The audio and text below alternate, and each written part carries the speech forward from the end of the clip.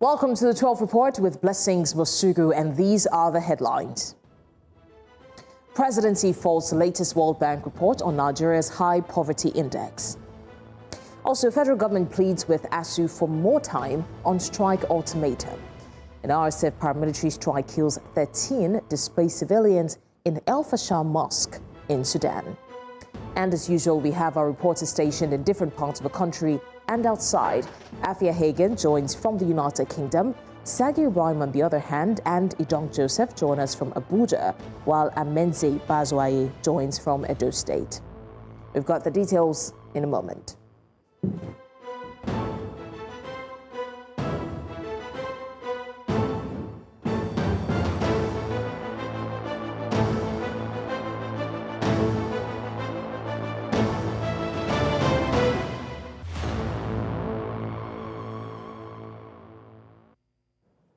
We begin now with Poverty Index report, where the presidency has disputed the latest economic report by Nigeria's biggest multilateral lender, the World Bank, which estimated that 139 million citizens were living in poverty. The federal government described the figure as unrealistic and detached from the country's economic realities. President Bola Tinubu's special advisor on media and public communication, Sunday Dare, said in a post on his official X handle on Wednesday that the poverty figures must be properly contextualized within the limits of global poverty measurement models. The presidency explained that the 139 million figure was derived from the global poverty line of $2.515 per person per day, set in 2017 using purchasing power parity, and should not be mistaken for an actual headcount of poor Nigerians. Let's also tell you that concerns are mounting in Nigeria's upper legislative chamber over a wave of deadly bandit attacks sweeping across various regions of the country. Lawmakers sounded the alarm during plenary following a motion of urgent national importance raised by the deputy majority leader, who cited multiple violent incidents in his senatorial district, calling for immediate federal intervention. Now, in the same session, the Senate welcomed newly inducted members filing vacant seats in the Red Chamber. A National Assembly correspondent, Sagi Ibrahim, has the details. And bear true allegiance to the Federal Republic of Nigeria.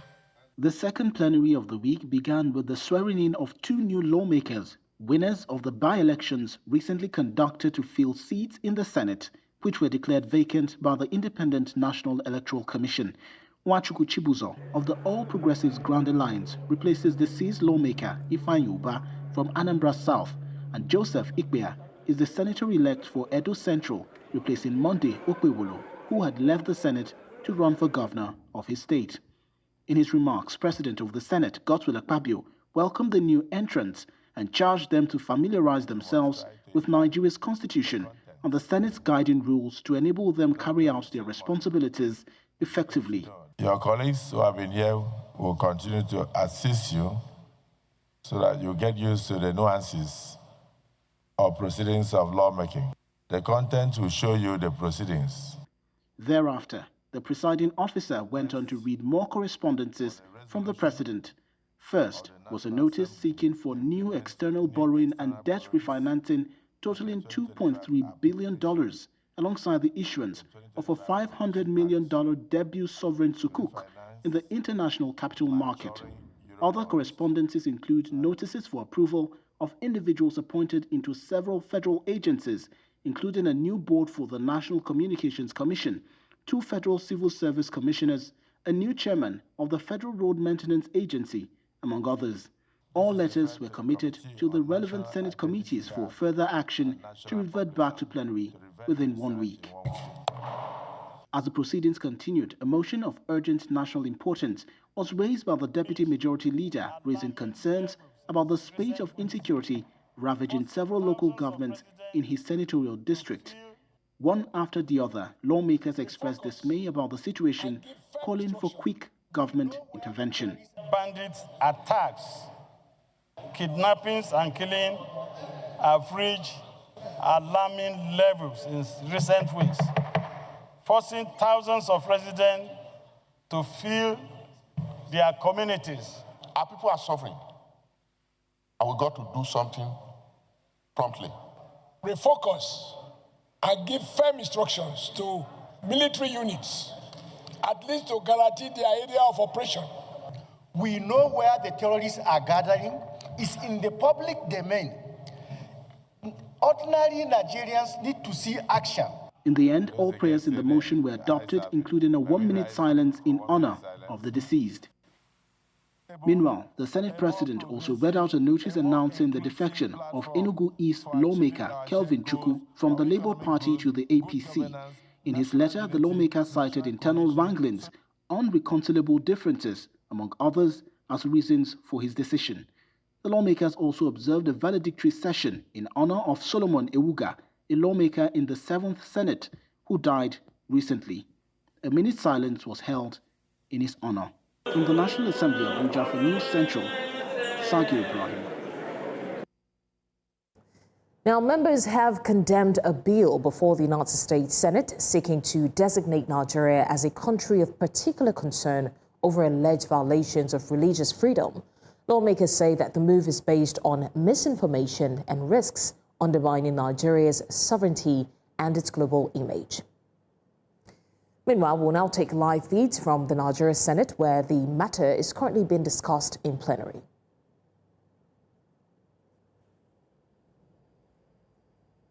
About 250 people died.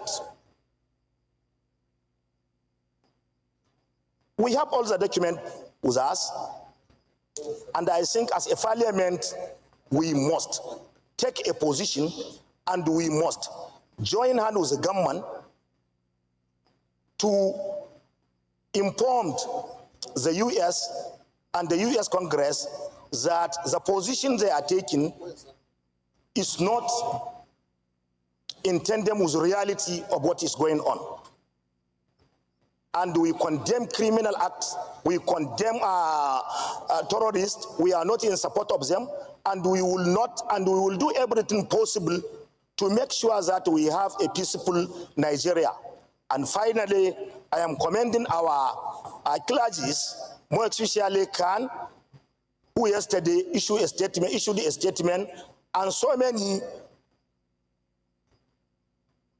well-meaning Nigerians who shows their concern on this issue. I so supported and second this very important motion. Thank you, Mr. President.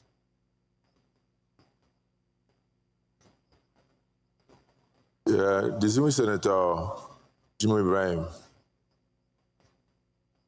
Thank you very much, Mr. Senate President. My distinguished colleagues, my name is Jimoh Falana Ibrahim, representing Ondo South. I'm in alignment with the burial submission in respect of this bill, this motion. But let me just make a short comment. We need to engage knowledge at this time to understand the strategy of the terrorists. We must come to terms to understand the strategy of the terrorists and their praxis. And I think, Mr. Senate President, there might be need for us to have a closed session because it's a security matter. So dissealment of fundamental information that are very secret cannot be said here openly. We need to understand the tactics and the praxis of the terrorists.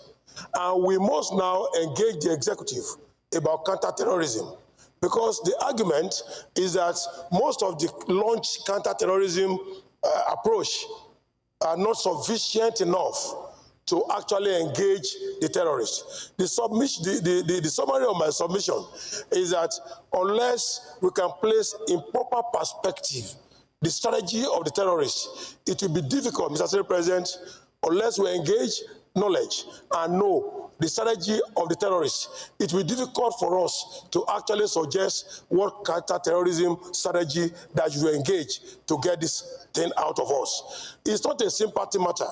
The moment the United States Senate knows that we are doing this engagement, then obviously speaking, they cannot pass anything over there. The key thing The summary of my submission is that we must engage knowledge, one, to understand the strategy of the terrorists. If we get that one documented and we know it very well, we must now know what counter-terrorism are we going to use before we go to distribution of information and political propagandas and all the rest. Life is priceless, Mr. Senate President. And I must thank you again for approving security summits in this Senate, being headed by Senator Kweyemi also. And I think this is very important. But before I take my seat, I must say clearly, it is not all the matters that we know of that we can discuss here. We must go into executive session particularly to define and redefine our counter-terrorism. I'm just back from the United Nations Counter-Terrorism Conference, and I was able to persuade the participants there from about 180 countries that our counter-terrorism approach adopted by Mr. President in the state of Rivers State was the best to do, because we cannot allow Nigeria, to be a battleground for intervention engagement arising from insufficient security from outsider. And they agree with me, but they were able to get the information that the executive counterterrorism was not lawless. And I challenge them, mention one person that was killed in Rivers State within the 6 months of state of emergency. That means our counterterrorism works very well there.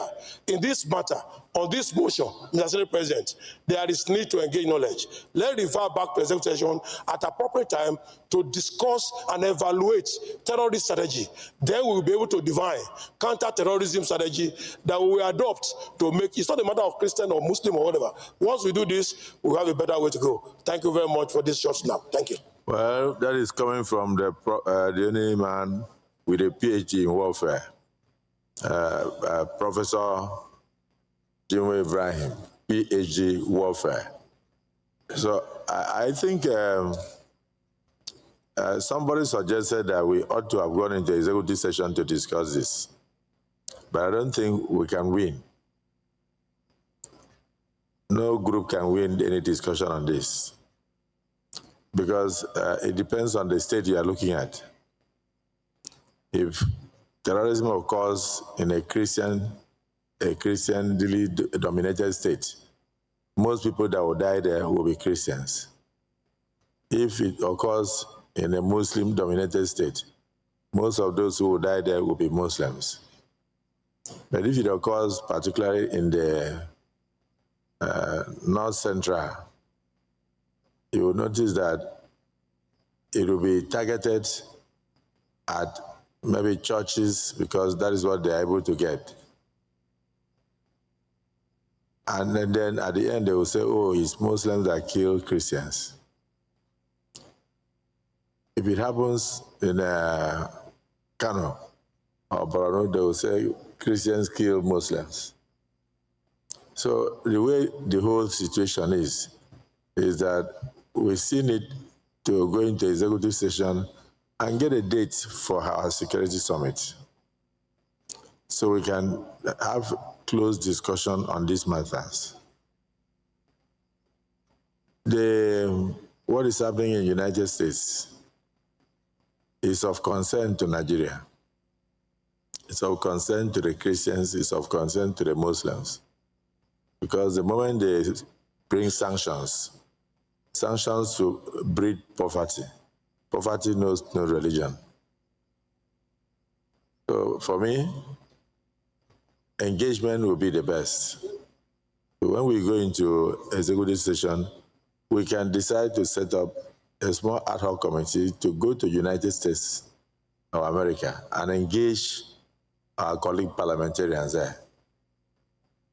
And then to also educate them. Because if you see what these people are doing, most of them are outsiders. When they come and start spraying bullets from GP, what do you call it, or they throw rocket, they are not throwing rocket into the crowd targeting a particular religion.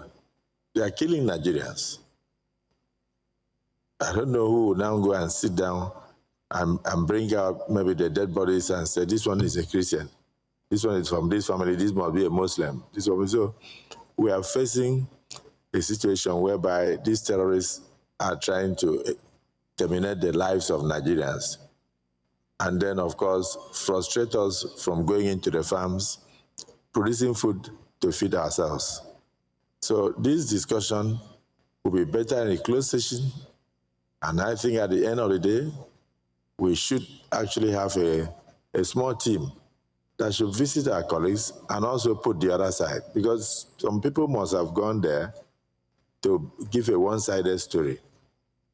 And at the end, it will now look as if only Christians are being killed by terrorists in Nigeria. But I can tell you that a lot of Muslims have lost their lives in the last 5-10 years. The same way Christians have also lost their lives. So my personal opinion is that Nigerians have lost their lives as a result of insurgencies, banditry, and others. So if you look at what is happening in the Southeast, predominantly Christians, most of those that are killed in the Southeast, including the late husband of our demised icon, Dora Akunyili, the way the man was shot dead and everything, will you come and ascribe that to religion? I'm talking about what IPOB is doing. You see brothers killing brothers. Okay, so the sit-at-home that is going on Mondays in the Southeast that has almost crippled the economy of the Southeast is targeted at Christians or Muslims. So Nigeria has complex security situations, and we should actually go out there and educate people so that they will know what to do. But when they just come out with a one-sided motion, it means they have a target, and that target is to strangulate the economy of Nigeria. That's my personal opinion. So it's left to us as a parliament to take proactive actions and be strategic in our response. If we stay here to give figures and instances where Muslims were killed or where Christians were killed, then we are not helping the situation. Ours should be, what do we do to ensure what Senator Jimo Ibrahim said, counter terrorism? How do we respond to the guerrilla tactics of the terrorists, whether internal or external aggressors? So let's go into the prayers. Is there anybody that is opposed to this motion?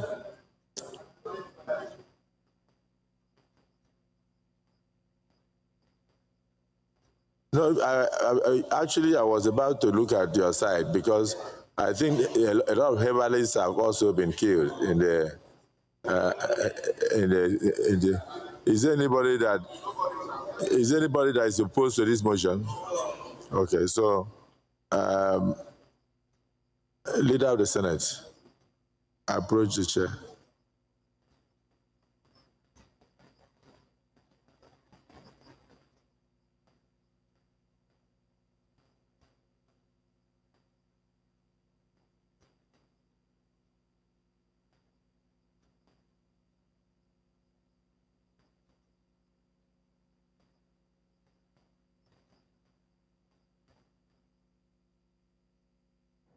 All right, to discuss more on this, we're joined by a legal practitioner and public affairs analyst, Barrister Vincent Otal-Pupu. Barrister Vincent, thank you so much for joining us. I'm sure that you were following the live session as well.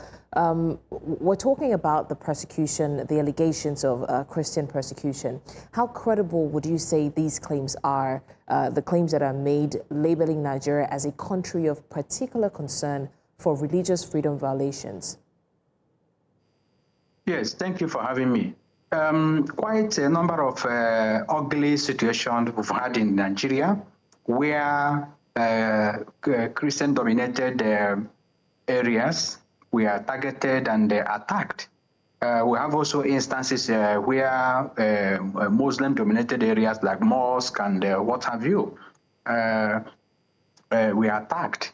So it is a question of great national importance and the national borders on national security. Then we will not, I don't think that anybody should sit down in Nigeria and ascribe any blame or to the United States Congress or any bill being sponsored as, I think, Rary Moore sponsored a bill respect to that the Christians in Nigeria are targeted, are facing persecution, as the case may be. Yes, Muslims are targeted, Christians are targeted, but they may have information which we may not have. They may have also intelligence, and they may have which we may not have. But beyond this point, we don't need to, as a Senate or a National Assembly, House of Rep, to sit back and begin to ascribe blame or apportion blame or what have you. We need to, as a country, take a proactive step to address this ugly situation we have at hand. Then the United States as a country has the responsibility to protect their citizens living in Nigeria. Now, Nigeria is a signatory to very many international treaties and what have you. The Universal Declaration of Human Rights of 1948 protects the rights of citizens and even a right to life, as well as the African Charter on Human and People's Rights. Also protect the rights of, I think, Article 3, Sub 1 and 2, protect rights of Nigerians with respect to life. Now, Section 33 of the 1999 Constitution provides that every person has right to life, and no person shall be deprived intentionally of his life, save in execution of a sentence of a court of which he has been found guilty in Nigeria. So the only yardstick for taking someone's life is by execution of a valid court order. They will have also International Covenant on Civil and Political Rights have also seem to protect the right of citizens, as the case may be. In 1976. So the bill being promoted, being sponsored by the United States Congress, of which if passed into law, I think there is a move to direct the U.S. Secretary of State Rubio to take immediate diplomatic action, and which will not be of interest, Nigerian interest, because that may metamorphose to seizure of selling selling of arms and whatever you have to Nigeria to fight the insurgency and Boko Haram and what have you. So we need to take a proactive step in Nigeria to demonstrate to these foreign countries that yes, we have this situation at hand, we have insecurity at hand, we have various attacks, criminal attacks going on across border in Nigeria, both to the Christians and Muslims. But we are taking proactive steps to tackle it as a country. We don't need to, but the fact remains that, in Benue State, we have had a situation where herders and farmers had crashed. And there are so many areas where you have Christian-dominated area attacked. You have churches attacked. In Plateau State, you have churches, you have Christian-dominated areas attacked. You have also areas where herders, area dominated by Muslims, we are attacked. In Southern Kaduna, even in Borno State, which is more of a multinational dimension, and Zamfara State. So we are faced with a very serious situation at hand. We need to checkmate this. The federal government of Nigeria, under Section 14, subsection 2B of the Constitution, it provides that the welfare, security and welfare of the people shall be the primary purpose of every government. The transcendental movement of man from state of nature into society was based on social contract, and it was based on that social contract that the government was instituted to provide for the welfare and the security of the people, as the case may be. And when the government has failed to protect the lives of the people, the government has failed in its primary responsibility owed to the people of Nigeria. All right. And the people has the power to vote the same government out. Okay, Barrister. So there is need to take a proactive action. There is need to protect the life and citizens of the people of Nigeria who are, as the case may be. Right, Barrister Vincent Otakwuku, thank you so much for joining us and lending your voice to this very, very pivotal conversation. We appreciate your time with us on the news. You're still live with us on the 12th Report. We go on a short break now, and when we come back, we've got more stories. Do stay with us.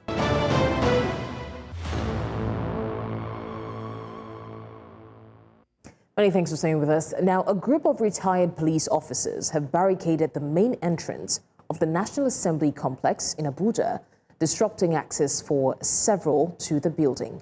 The protesters, some of them in their elderly, say they want exit from PENCOM and want the National Assembly to expedite action to remove them from the scheme.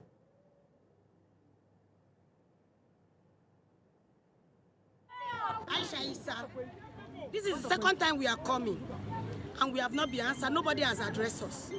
We are doing it in a peaceful way. It seems that we don't know what we are doing. The next time we are coming, it will be hot. Enough is enough. The suffering is too much. Let them give us our rights. It is our rights. We are fighting for our rights. We are not fighting for any other thing.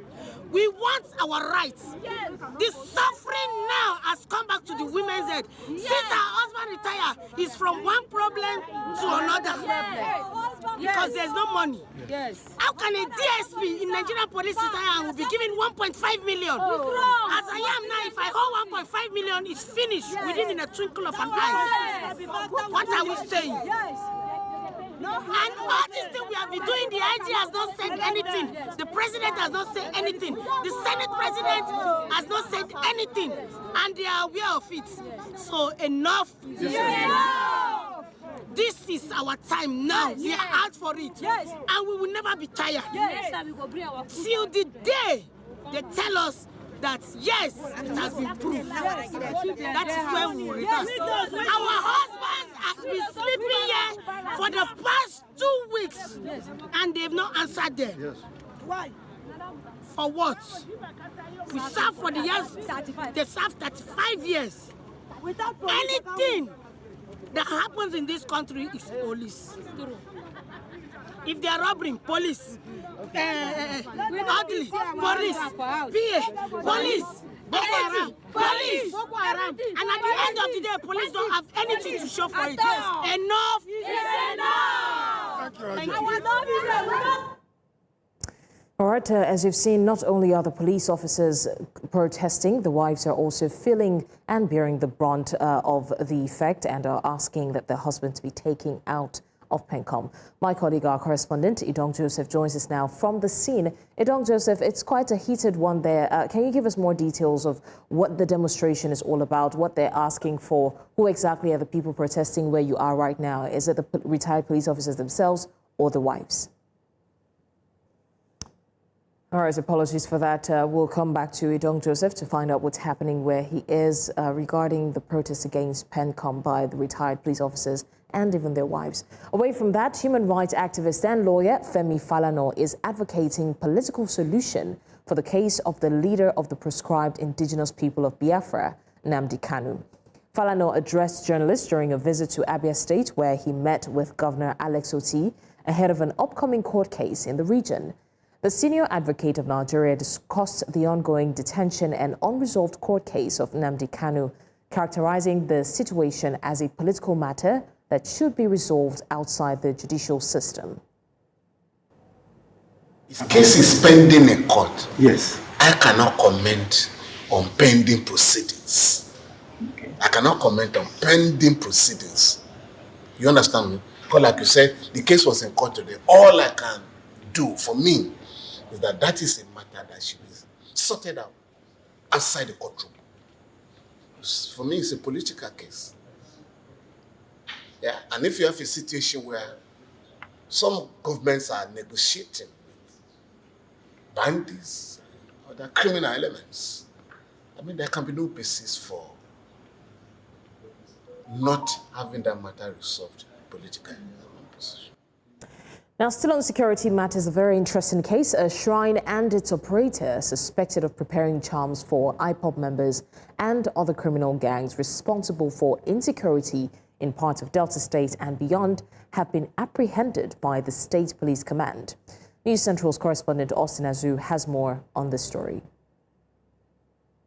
Delta State Commissioner of Police Olufemi Abaniwanda, here at the command headquarters in Asaba, showcases the command's achievements from September to date and its sustained fight against crime and criminality across the state. In total, we have 16 firearms recovered in the month under review, 94 calibers of various ammunition, 1 truck loaded with drugs. Total number of suspects arrested, 95. Deltans are again urged to report any suspicious person or movement within the environment, either by reporting to the nearest police station or by calling any of our control room numbers that we have constantly and continuously circulated to our people. These shrine paraphernalia and its custodian are among those arrested by the police. The shrine you have there is a shrine of an IPOB herbalist who, as the heat was ramping up in Anambra, decided to relocate here. Recovered from him AK-47 magazine, AK-47 ammunition, pump action, so many other incriminating. And I'm saying this here because we will move him to our intelligence response team, where further investigation and intelligence will be gathered to put them. The same thing we do for any of our contact or any of our suspects that will come into contact with. It is a directive of government. Otherwise, you will have had the opportunity of interacting, and then they will tell you the extent to which we are going with them. According to the CP, the suspects involved in these various crimes will have their day in court. In Asaba for News Central, Austin Azu. All right, we'll circle back now to the PENCOM protest. My colleague, our correspondent, Idong Joseph, is still there live at the scene. Idong Joseph, can you give us more details of what the demonstration is all about?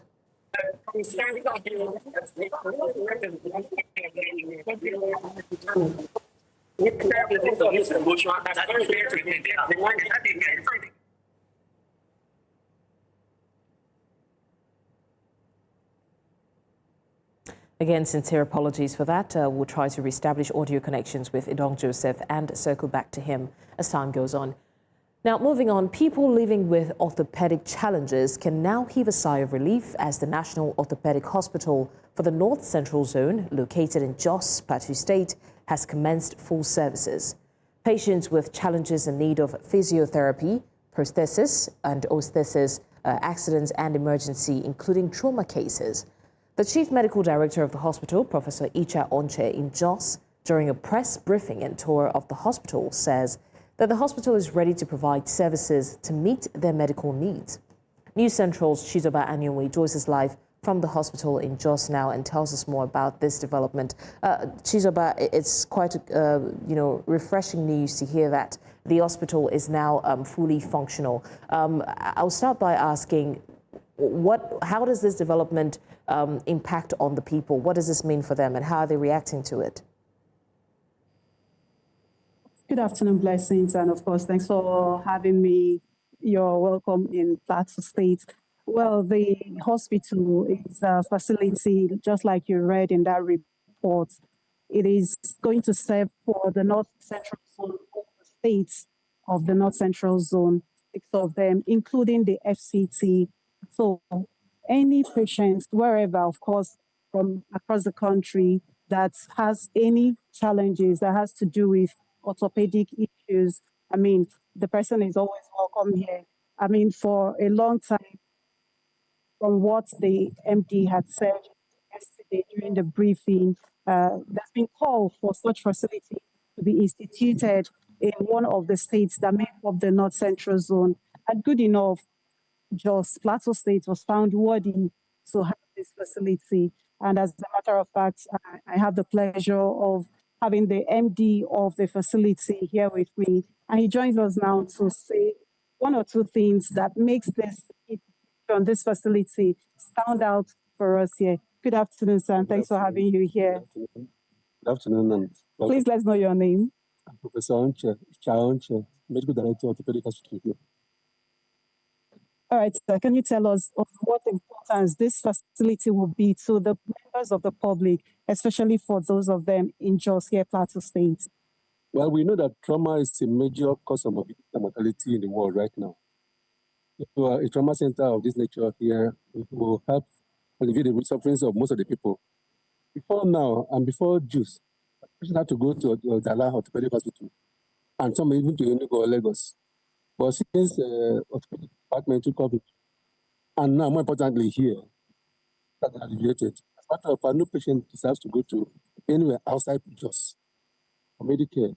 And like you already said, it covers the 6 geographic zones.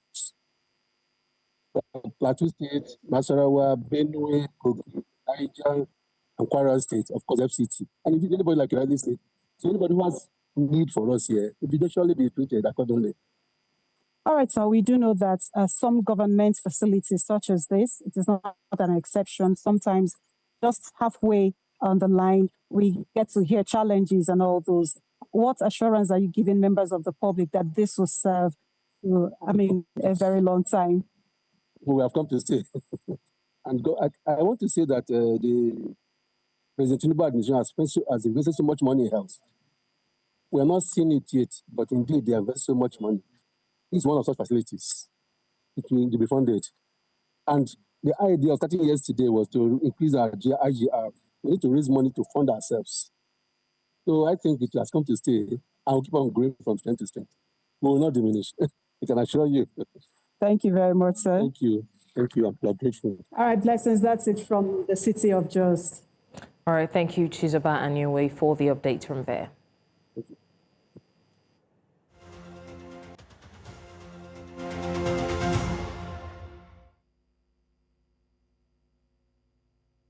Let's talk business now. The federal government has permanently halted cost of collection deductions by agencies such as the FIRS, Customs and NUPRC following a presidential directive to enhance fiscal transparency, according to Finance Minister Wale Edun.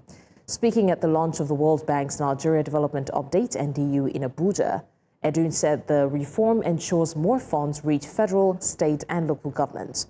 The World Bank reported FAAC revenues rose from 5% of GDP in 2023 to 9.5% in 2025, while Nigeria's fiscal deficit declined to 2.5% of GDP. The bank projects GDP growth at 4.4% and inflation easing to 15.8% by 2027, citing improved governance and reforms. Now, some engineers recently sacked by the Dangote refinery for allegedly joining the Petroleum and Natural Gas Senior Staff Association of Nigeria, PENCOM, have rejected plans to redeploy them to the group's sugar and cement plants, calling it victimization. The refinery reportedly asked 800 engineers to stay home pending redeployment after a strike by oil and gas workers disrupted production and power supply. The affected workers, earning about 400,000 naira monthly, said only Indian nationals are currently operating the $20 billion refinery. Dangote Group denied the claims, saying the dismissals were due to sabotage, not unionization, adding that over 3,000 Nigerians still work there.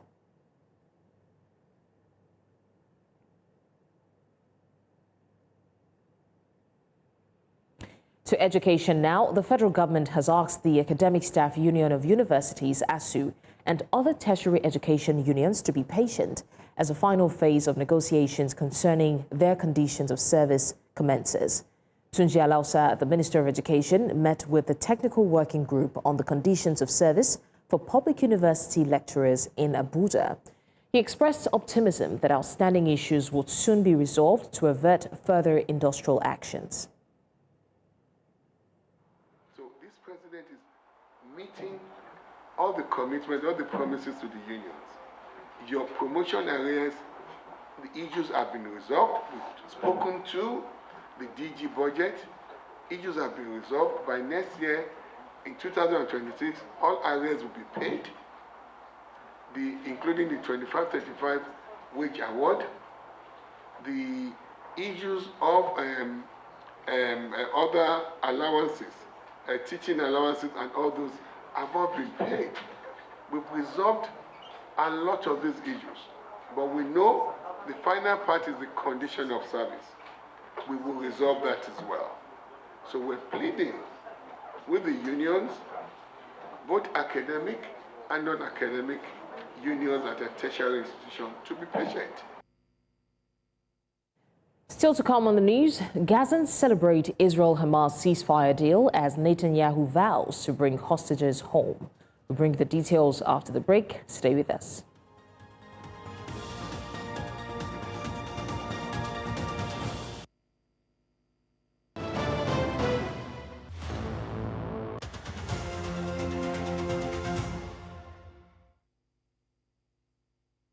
Let's head outside of Nigeria now. Tragedy hit El-Fasher in Sudan as an artillery attack by the paramilitary rapid support forces killed 13 people in a mosque.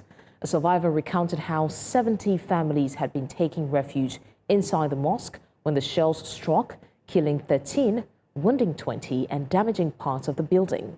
Between Tuesday and Wednesday, 20 people were also killed in RSF attacks on El-Fasher Hospital, one of the city's last functioning medical facilities. The ongoing siege has caused mass starvation, with families surviving on scarce animal feed that now costs hundreds of dollars per sack. The conflict has displaced millions and triggered one of the world's largest hunger crises, with tens of thousands killed, many unable to access medical care. Meanwhile, Gazans celebrate the Hamas-Israel deal in front of the Nasser Hospital in Khan Yunis in the southern Gaza Strip. Israel and Hamas have agreed a Gaza ceasefire deal that could free the remaining living hostages within days, in a major step toward ending a war that has killed tens of thousands and unleashed a humanitarian crisis. The deal, reached in Sharm el-Sheikh, Egypt, aims to end the devastating conflict that has claimed tens of thousands of lives and caused a severe humanitarian crisis in Gaza. Prime Minister Benjamin Netanyahu pledged to bring the hostages home with God's help, with his cabinet expected to approve the deal today.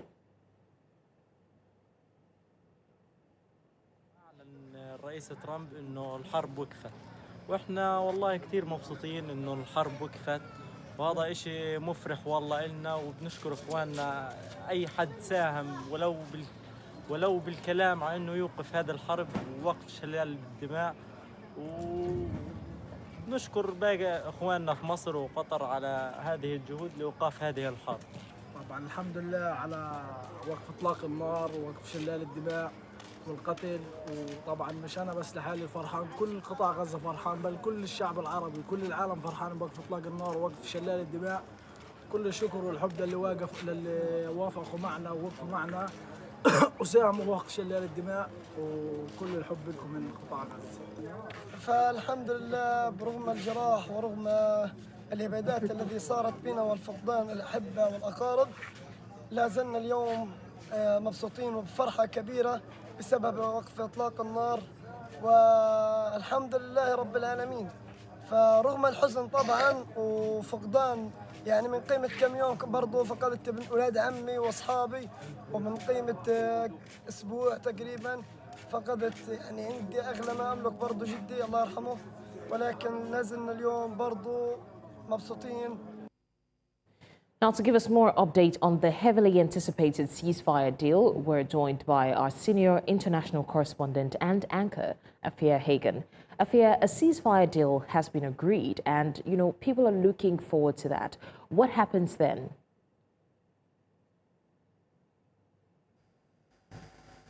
In Egypt yesterday. Now the Israeli cabinet have to ratify that deal. That will take place later on this afternoon.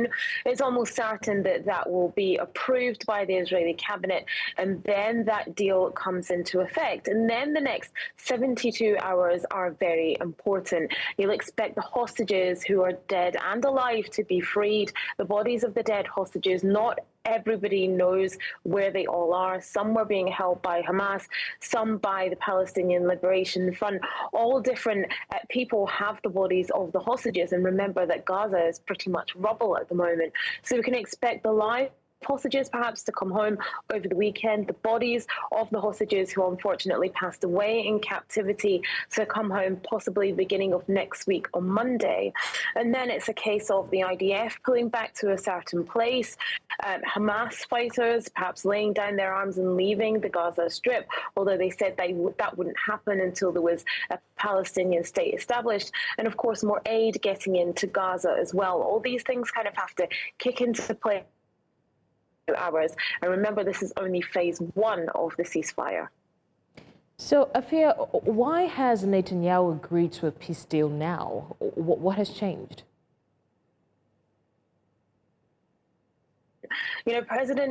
Prime Minister Netanyahu, has been under a lot of political pressure over the past 2 years. His prime objective was to completely destroy Hamas. 2 years into this war, the IDF have been saying that that is not possible. And Netanyahu has realized himself that that is not possible. Politically as well, there could be an election soon in Israel. And he wants to go into that election as the prime minister who ended the the war, who brought the hostages home, who did significant damage to Hamas, killing thousands of Hamas fighters. And that will be politically very good for him going into the next election. Also, Israel's standing on the world stage has plummeted during this war because of the accusations of genocide and famine in Gaza. But also on the side of President Trump, you have the Nobel Peace Prize being announced tomorrow. And he has always maintained that he's very keen that he should receive that. You know, in his Truth Social post, he said, "Blessed are the peacemakers." He claims that this is going to be the 8th war that he's ended since his time in office. So like I said, timing is absolutely everything.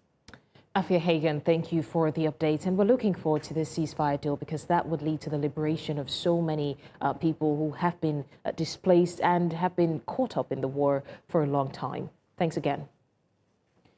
In the Central African Republic, President Faustin Archange Touadera has officially submitted his candidacy for the upcoming elections scheduled for December 28th.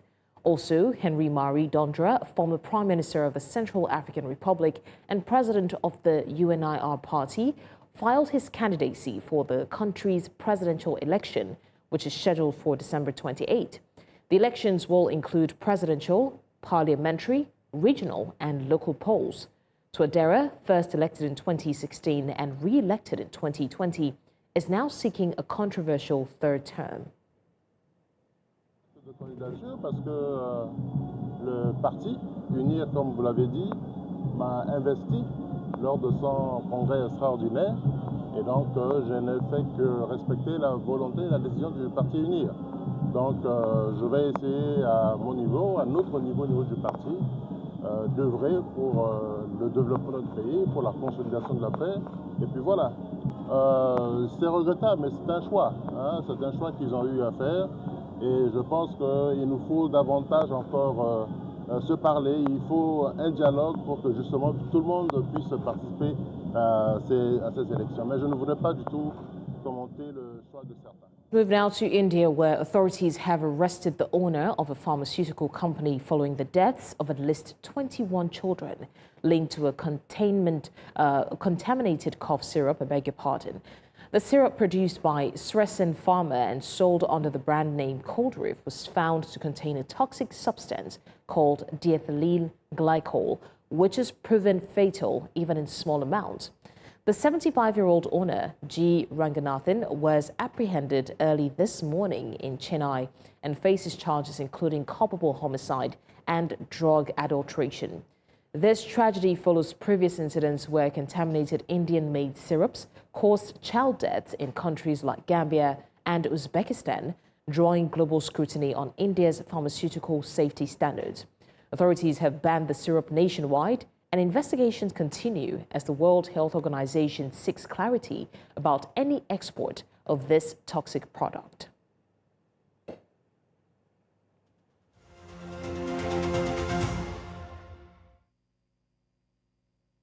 Well, in case you haven't noticed, we've entered into the Breast Cancer Awareness Month.